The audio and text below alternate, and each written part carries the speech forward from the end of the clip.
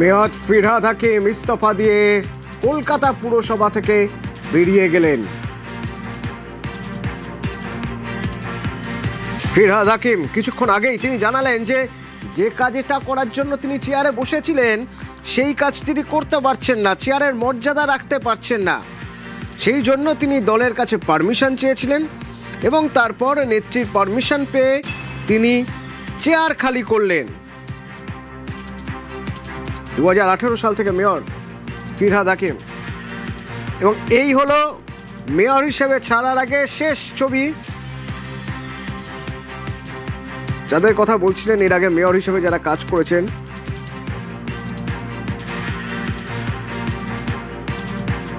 তাদের প্রণাম করলেন, শ্রদ্ধা জানালেন।